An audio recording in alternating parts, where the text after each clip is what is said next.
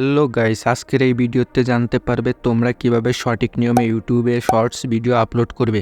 বন্ধুরা, ইউটিউবে শুধু শর্টস ভিডিও আপলোড করলেই হবে না, ভিডিও আপলোড করার পর ও আপলোড করার সময় কিছু গুরুত্বপূর্ণ কাজ করতে হয়, সেটাই আজকের ভিডিওতে বলে দিব। তাই আজকের ভিডিওটি অনেক বেশি গুরুত্বপূর্ণ।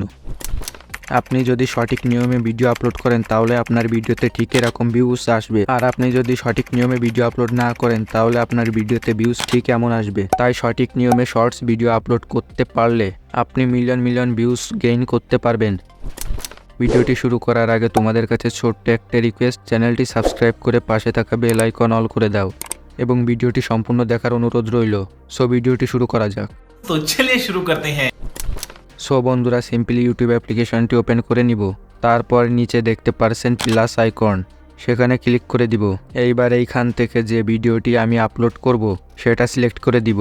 এবার এখান থেকে ভিডিও ক্লিপটি কেটে ছোট করা যাবে, কিন্তু এখান থেকে কেটে ছোট করলে ভিডিও কোয়ালিটি খারাপ হয়ে যাবে। তাই এই জায়গা থেকে ভিডিও কেটে ছোট করা যাবে না। এখান থেকে সিম্পলি নেক্সটে ক্লিক করে দিব।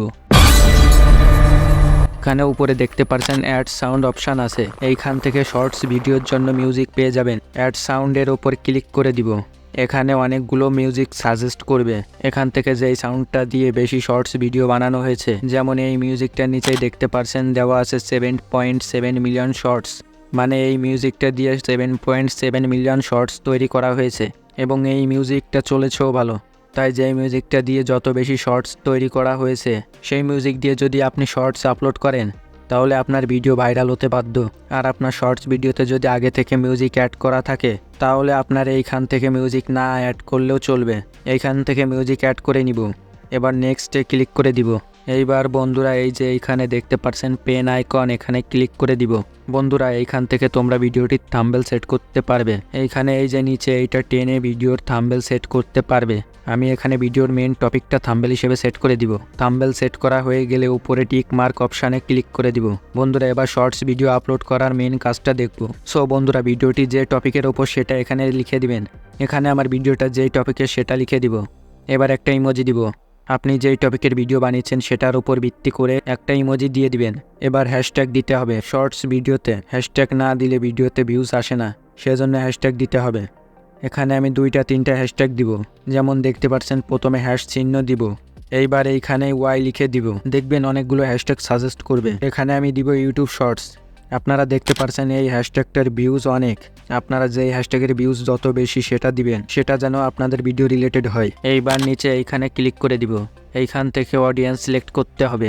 এখানে no it's not made for kids, এটা সিলেক্ট করে দিব।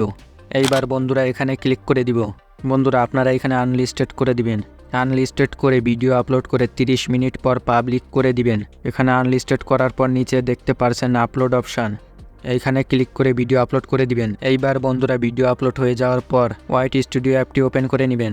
হোয়াইট স্টুডিও অ্যাপটি যদি না থাকে প্লে স্টোর থেকে ইনস্টল করে নেবেন। অ্যাপটি ওপেন করার পর নিচে কন্টেন্টে ক্লিক করে দিব। যেই ভিডিওটি আপলোড করছিলাম সেটার উপর ক্লিক করে দিব। ওপরে এই যে পেন আইকনে ক্লিক করে দিব। এইবার ভিডিওটির শুধু টাইটেল কপি করে নিব। এইবার নিচে এখানে ক্লিক করে দিব। এখানে দেখছেন অ্যাড ট্যাগ লেখা রয়েছে, এখানে একটু আগে যে টাইটেলটা কপি করেছিলাম সেটা পেস্ট করে দিব। আর কিবোর্ডে এই আরও অপশানে ক্লিক করে দিব। এইখানকার কাজ শেষ। নিচে এইখান থেকে ক্যাটাগরি সিলেক্ট করতে হবে।